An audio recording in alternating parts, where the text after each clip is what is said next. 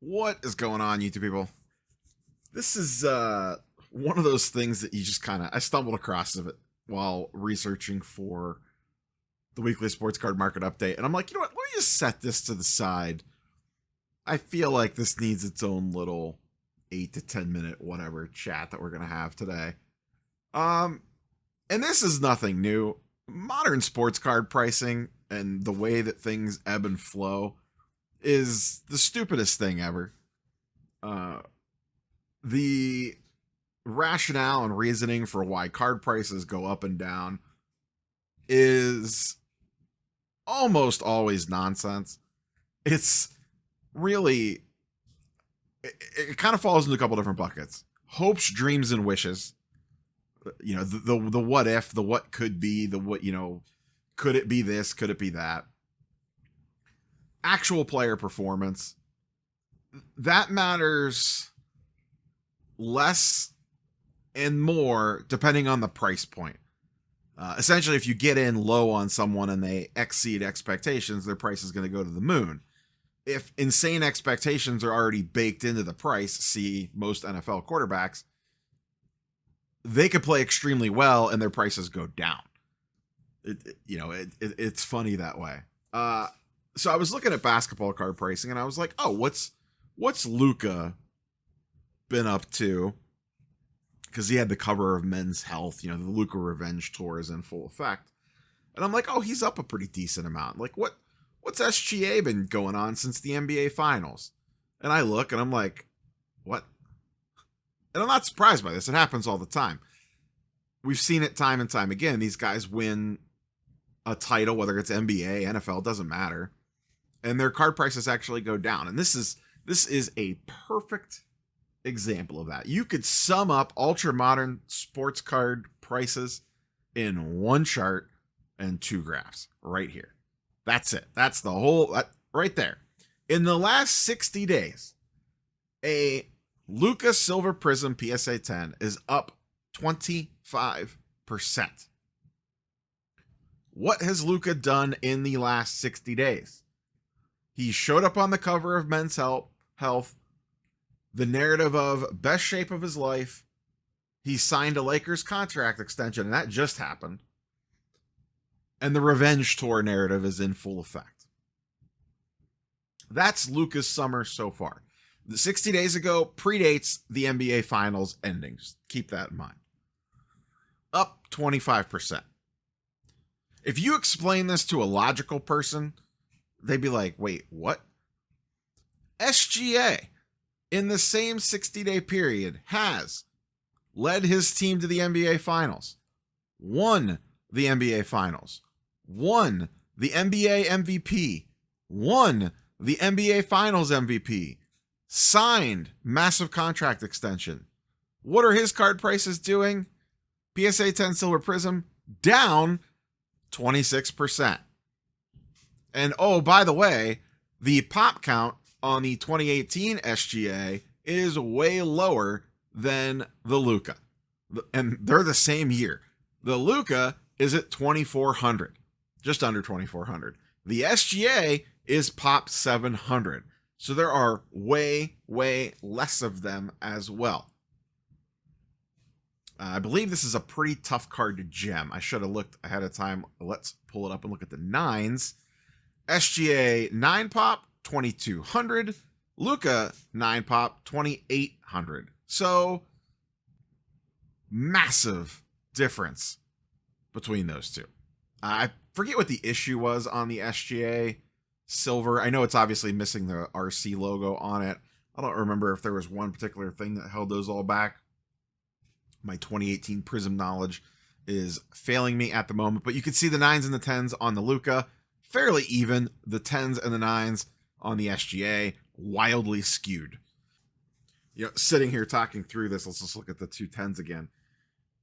You can almost hear the interactions in June at card shows.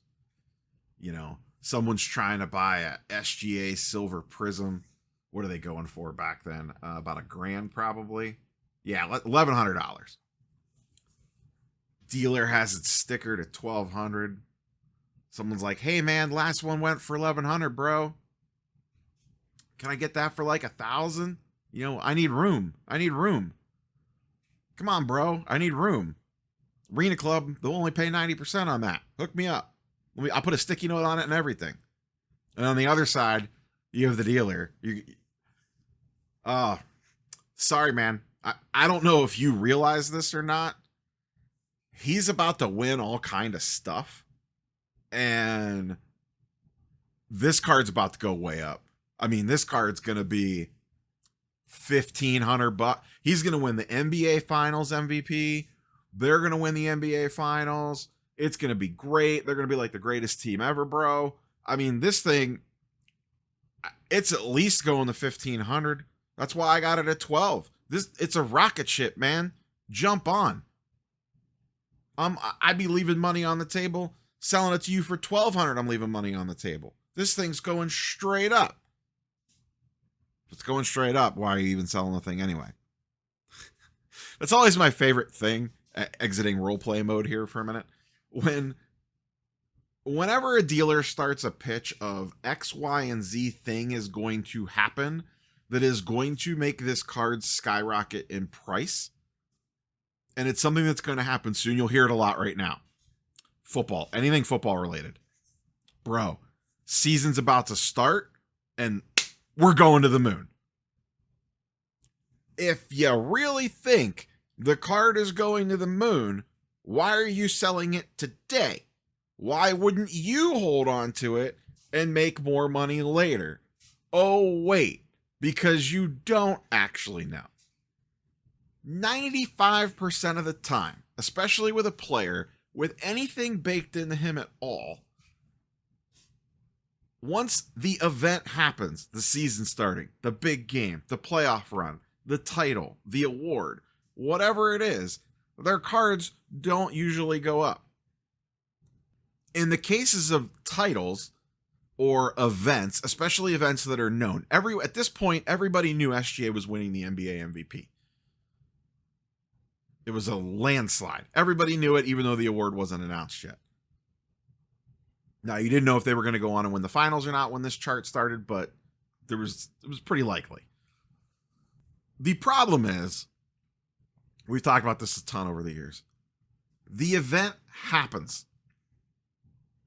The thing happens. The title, the ring, the MVP, the trophy, whatever it is.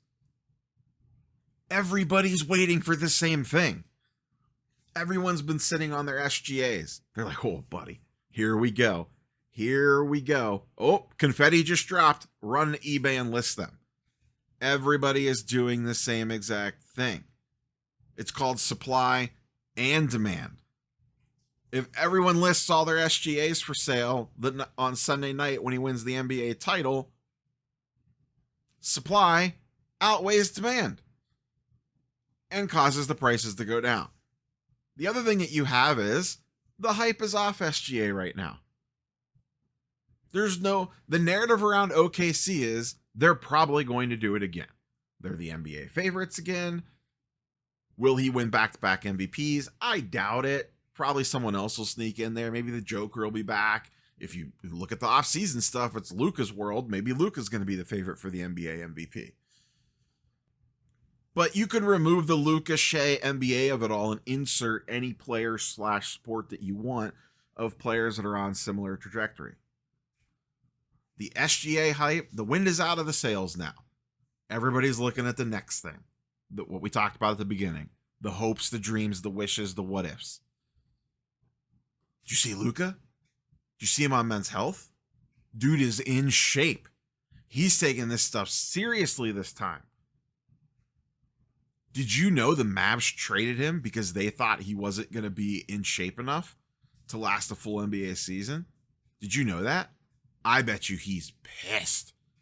Man, the motivation he must have. Revenge tour. Here we go. Here we go. And then everyone starts chasing the cards. What are the takeaways of this? If you ever hear a dealer start a conversation when you're going back and forth with a card on, well, did you know? Or, oh, I mean, once, if the sentence goes, once the season starts, or once he wins, or she, Caitlin Clark hype, anything along those lines, just walk away. Just walk away. The hype matters more than the performance 9 times out of 10. It doesn't always make sense. In this case, it makes even less sense. This is a prototypical example of this. Luka has done nothing but showed up on the cover of a magazine. SGA has done everything you could possibly do. His card and a PSA 10 in this specific example, they're the same year. It's way more difficult to gem. There's way less of them in a PSA 10, and his prices are still going down. Make it make sense, folks. That's all I got for you boys and girls. Catch you on the next one. Peace.